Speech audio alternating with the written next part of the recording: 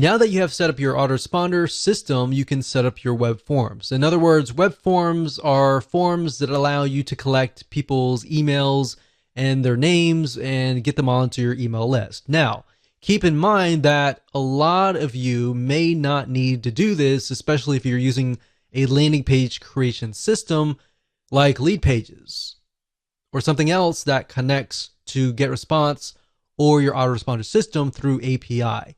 If you're doing it that way, you're not going to really need to know how to do this. You only need to know how to do this if you're not using those systems. Now, at the same time, if you don't know how to do this and you've never done this before, I would highly recommend that you actually watch this video so that you have a better understanding of how things work, because there will come a time where you may need to set this up. So with that said, let's jump on over to getresponse.com and I'm going to show you how to set up a web form. Okay, so to create a form, all you need to do is go to this forms and surveys. So click on this and you're going to see manage forms. Next thing is click on create form. And then of course you'll have the ability to create a form. So you can either use the list builder wizard, as you can see here. So this is a variety of different forms. You can create newsletter signups, free course signups, different types of purposes too, like leave feedback, feedback forms, Facebook forms, blank forms, order forms, and more. So it's not just web forms, there are all sorts of different forms. But for this purpose today, and in this particular video, we're going to focus on sign up forms. So we're going to click on newsletter sign up. And even though this information has like non-profit organization, it doesn't necessarily mean that you have to use that logo. As long as you see something that you like, you can pick it and you can change the graphics, you can change the background, and of course you can change the text. So if we scroll down and we find something that maybe fits our design of our website in our landing page, let's do something like this. Use this template.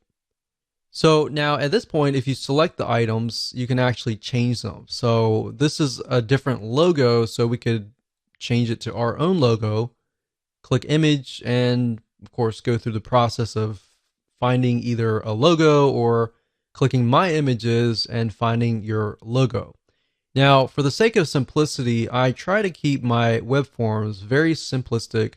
The text should say something like, sign up for this free report, free ebook, free checklist, the top 5 ways to create a survival meal kit kind of deal.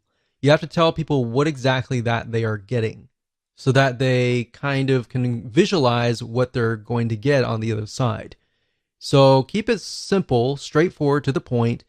Enter the name, email, and then sign up for updates. Now, what I recommend that you do, and this is something that has worked well for us, is to change this into something like send me the report. So that way, psychologically, when they click on that, they're thinking, oh, I want you to send me the report, right? If you just have a submit button and that's it, in reality, your conversions are not going to be as high because it doesn't really tell people what they get. So this tells people what they get, but this tells people that, okay, they're definitely going to get something. So send me the report, send me the checklist, send me the report to my email. So that way, the next step in their mind, psychologically, they're waiting to receive an email, all right?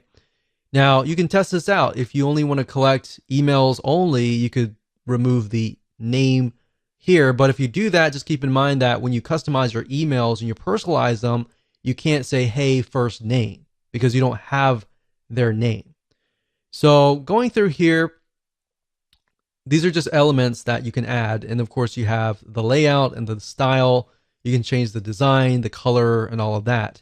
When you're done, you click on Save and Publish.